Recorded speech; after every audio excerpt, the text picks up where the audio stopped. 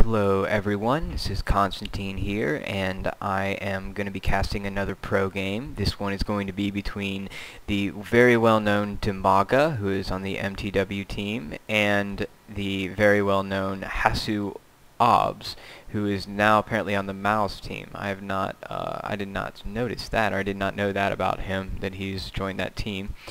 But that is awesome. So these are two very top-class players. Dimaga has won some tournaments recently. He was very active in the beta, and especially in a lot of the beta tournaments. HasuObs is just a very, very strong Protoss player who has one of the coolest names, I think. It's such a weird phrase, but it just rolls off your tongue so well. And it's like a lolcat picture. It's like he's asking if you have observers. It's such a cool name. I like it a lot. But anyway, so it's going to be a Protoss versus Zerg on this map. I love this map for Protoss versus Zerg. It's probably my favorite map to watch Protoss versus Zerg because there's so many things that both teams can do.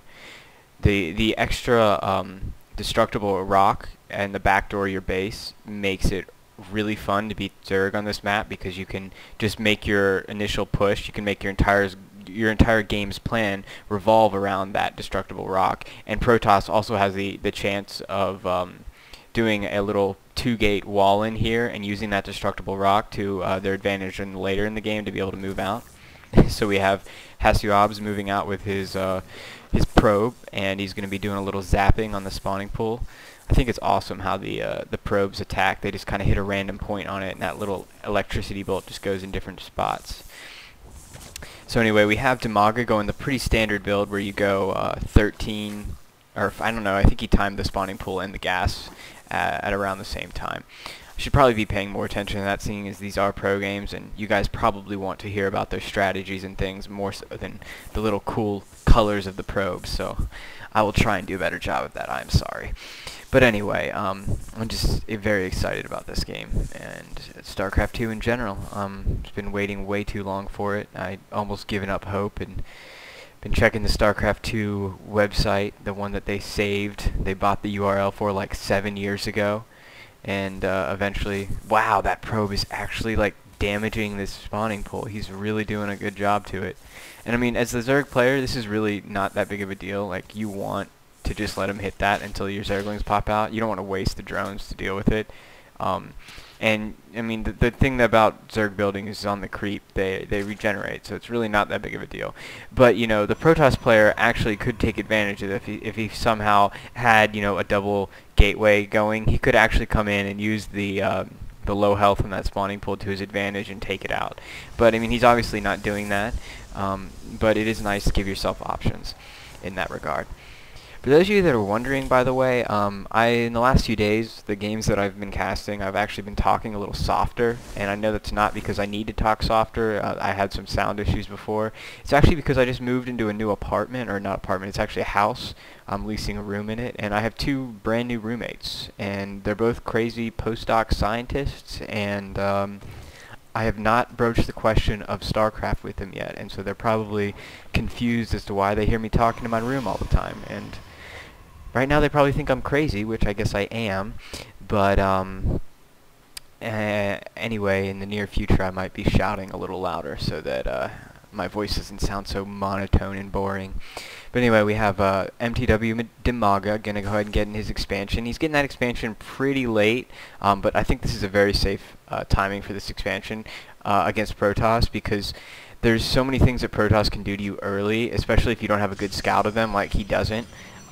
There could be 4 gateways chilling right here, and you just don't know that. And so you want to get your timings on things down so that you actually are safe to those kinds of attacks. And see, he droned up really hard, and that was kind of a risk because he didn't know what's going on. And as you can see, the 2 gateways are going down here.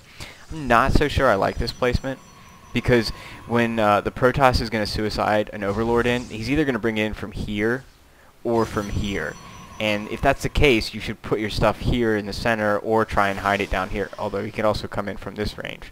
And right here, it just seems like, he doesn't even have to go in. He just has to kind of come to right here and back up and see what's going on.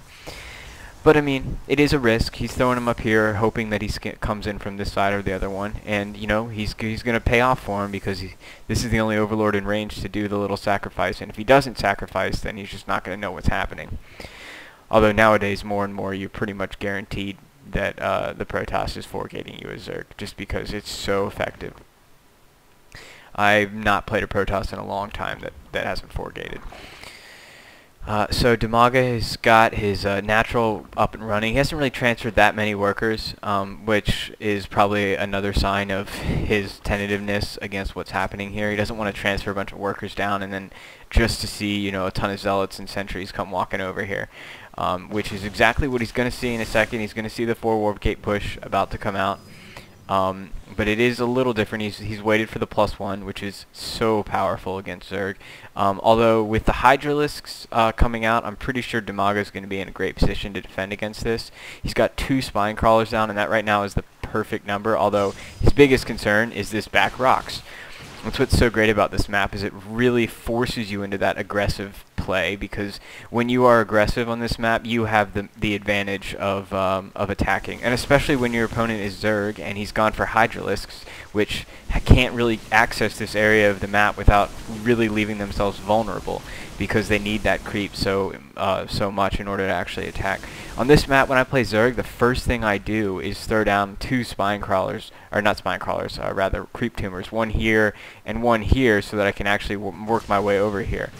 And that was actually really nice, throwing down that spine crawler right there. It's just going to give him that little extra boost to probably be able to fight this off. Although he's really hurting right now. These are some great force fields. It didn't look like much, but it completely separated that army, and it really prevented Dimaga from using them to their full effectiveness. And right now there's just a lot of units that aren't doing anything. This is bad. This looks like this game could be going to Mouse, HasuObs, and I don't know. I don't really see how Dimaga can get himself out of this situation. He really needs to pull these workers, but he also needs some money from them really bad. And see, look, he's actually losing this spawning pool. Oh, and it looks like he's got a lot of speedlings in. He's got those speedlings in behind the force fields. All the sentries are out of energy, and now these Hydras are going to be able to sit in the back and really deal with this. And the Protoss forces are getting a little spread out, and he's actually managing to clean this up. So this is a really good play by Dimaga. He left his workers on knowing he was going to lose a few, and that was a really nice surround right there. And now HasuObs has to back up, realizing that he's done a lot of damage. He took out the spawning pool. It's not going to affect his ability to produce Hydralisks, but he's definitely going to get that spawning pool again. It's going down there, because Zerglings are just the most important aspect of Zerg play, pretty much. I think no matter what stage of the game you're in, if you're not building Zerglings and using them the way that they should be used, then you're falling behind in your macro, you're falling behind in your, ability.